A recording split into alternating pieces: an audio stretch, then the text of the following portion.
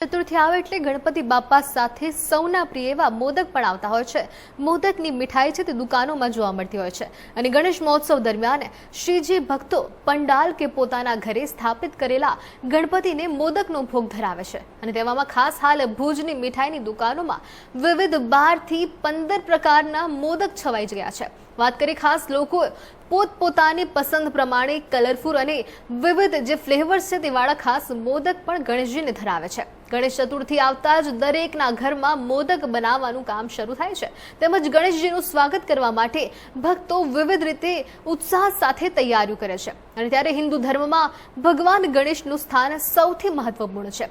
સૌપ્રથમ ગણેશજીને પૂજવામાં આવતા હોય છે ત્યારે ખાસ લોકો પોતાની યથાશક્તિ મુજબ 3 દિવસથી 10 દિવસ સુધી ગણપતિ બાપાની પૂજા અર્ચના કરતા હોય છે। ગણેશ મહોત્સવ દરમિયાન ખાસ ગણપતિ બાપાને રોજ વિવિધ પ્રકારની પ્રસાદી ભોગ ધરાવવામાં આવે છે। ગણપતિ બાપાને સૌથી વધુ પ્રિય એવા મોદકનો પણ ભોગ ભક્તો ધરાવે છે અને જેમાં એક દિવસ ચૂરમાના લાડુ, બીજા દિવસ મોદક અને એમ અનેક દિવસે કહી શકાય મોતીચૂરના લાડુ પણ બનાવવામાં આવે છે। એક દિવસ ગોળના લાડુ બનાવાય છે, ઉપરાંત માવાના મોદક જેવા અનેક મોદકોનો પ્રસાદ છે તે ચઢાવાય છે અને ત્યારે ખાસ વાત કરીએ ભક્તો માટે મીઠાઈ વિક્રેતાઓ પણ ખાસ લોકોની મોદકની પસંદગી માટે અનેક વિકલ્પો મળી રહે તે માટે ખાસ વિવિધ પ્રકારના ફ્લેવર્સવાળા મોદક લાવ્યા છે।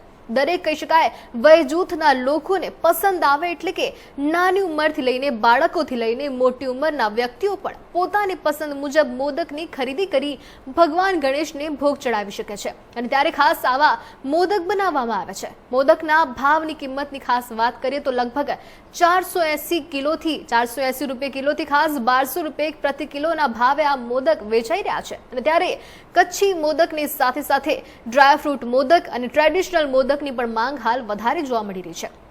ખાસ વાત કરીએ તો જ્યારે વિવિધ ફેન્સી ફ્લેવર્સ જેવા કે ચોકલેટ, સ્ટ્રોબેરી ઉપરાંત જે કહી શકાય પાન, કેસર જેવા અનેક જે ફ્લેવરો છે તેમાં પણ મોદક માટે લોકોના સ્વાસ્થ્યને ધ્યાનમાં રાખી કોઈ પણ પ્રકારના આર્ટિફિશિયલ ફ્લેવર્સ કે કેમિકલનો ઉપયોગ ના કરી આ નેચરલ કહી શકાય જે ઓર્ગેનિક છે તેવા ઉપયોગ કરી સાથે આ નેચરલ જે છે ફ્લેવરવાળા મોદક બનાવવામાં આવે છે।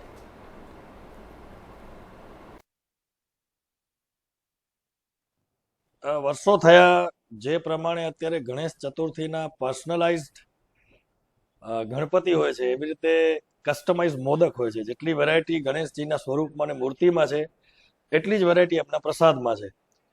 તો લિસ્ટ તો બહુ લાંબુ છે, સારી એવી વેરાયટી બને છે કે જે કાઉન્ટ થઈ શકે એમ નથી, પણ જે સૌથી વધુ ચાલે છે એમાં આપણા પારંપરિક થોડા કસ્ટમાઇઝ કે ફેન્સી મોદક અને એક એવો વર્ગ છે કે જેને એફોર્ડેબલ મોદક જોઈએ છે, કારણ કે હવે ગણેશજીની મૂર્તિ ખાલી એવા વર્ગ પાસે નથી જતી કે જે ભદ્ર વર્ગ છે। હવે ગણેશજીની મૂર્તિ દરેક વર્ગ પોતાના એક બજેટ પ્રમાણે, તો બહુ નાનો વર્ગ પણ એવો છે, બહુ આર્થિક રીતે સદ્ધર વર્ગ નથી એ પણ એટલી શ્રદ્ધા ધરાવે છે। તો અફોર્ડેબલ મોદક કે જે એકદમ વ્યાજબી અને બેઝિક છે, ટ્રેડિશનલ મોદક અને કસ્ટમાઇઝ કે ફેન્સી મોદક, આ બધામાં સારું એવું બધાનું પોતપોતાની રીતે ચલણ છે। નામ કહી શકાય તો કચ્છી મોદક, કારણ કે આપણે ગુજરાતી છીએ તો સ્વાભાવિક છે કે આપણે આપણા રિજનના મોદકને વધુ પ્રિફર કરીએ।